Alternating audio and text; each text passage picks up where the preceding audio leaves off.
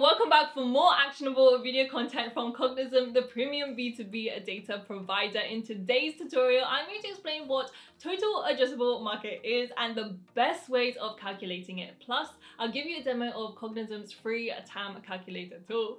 Let's go. So what is Total Addressable Market, or TAM for short? Well, it's a fairly easy question to answer. TAM is a calculation of the total revenue opportunity that's available to a product or service. It's normally measured in terms of revenue, but it could also be expressed as the total number of companies that could become your customers. Now, before I go any further, I've got to stress that last point, that TAM isn't 100% accurate measurement of all your future customers or revenue. You've got to take into account your competitors, who will always grab a slice of that TAM pie. But trust me, it's a great starting point for learning how many people or companies could potentially purchase your product. Just think about what you could do with all that data. So why is TAM important? It all comes down to the basic B2B sales principle of know your customers. If you don't know your TAM, then you won't know how many potential customers are out there, and you won't know how fast your business may grow.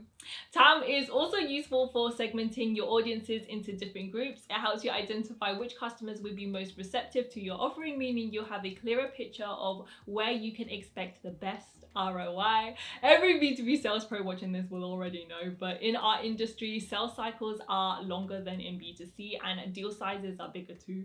So knowing who your ideal customers are and how many of them there are can make a real difference to your company's growth. Lastly, and this is a top tip straight from Cognism's CEO, investors look for well thought out TAM calculations. If you can prove that you've got a good understanding of the market and your product's place in it, then investors will be much more likely to buy into your company. So those are the top benefits of TAM. Now let's find out how it's calculated. Did you know that there are 3 ways you can calculate your TAM? And here they are. The 3 methods are top down, bottom up, and value theory TAM. Let's look at each one in detail. Some things to note about top down TAM is that it's the quickest and easiest method.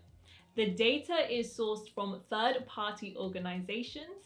The calculation is based on demographics and firmographics. However, it has limited accuracy. So how does it work? Top-down TAM involves taking the total number of people in a data set, then applying demographic and geographic filters. Eventually, the results are narrowed down until you've got a defined target market. Here's a practical example from one of Cognism's own clients, a graduate recruitment agency based in London.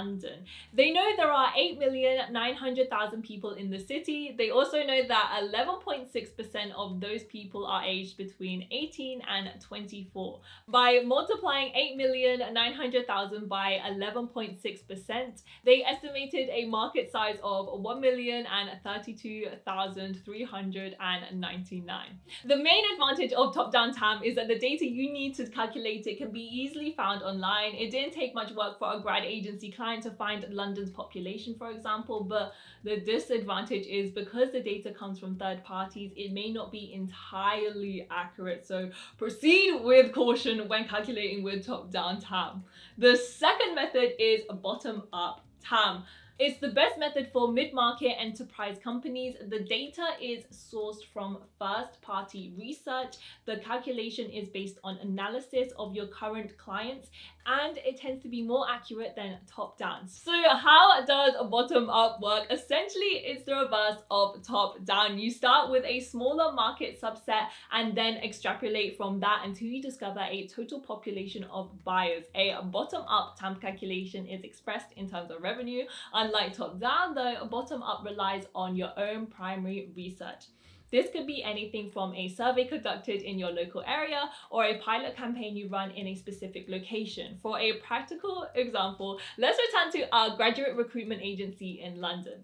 They sent out a campaign of email newsletters to London universities, and it had 25,000 signups. They charge a single fixed fee of £100 per person recruited. So 25,000 times 100 equals a total potential revenue of £2,500,000. The advantage of bottom-up TAM is that it's based on the data that you've generated in-house, so the final calculation would be more accurate and relevant for your business. However, the disadvantage is that since it's based on a limited set of data, the final calculation can be a bit misleading, but in general, I'd recommend bottom-up TAM as the best method for B2B SaaS companies. So let's move on to the last method, which is value theory TAM. This is the best method for startups and scale-ups. The data is sourced from customer insights. The calculation is based on pricing estimates from potential buyers.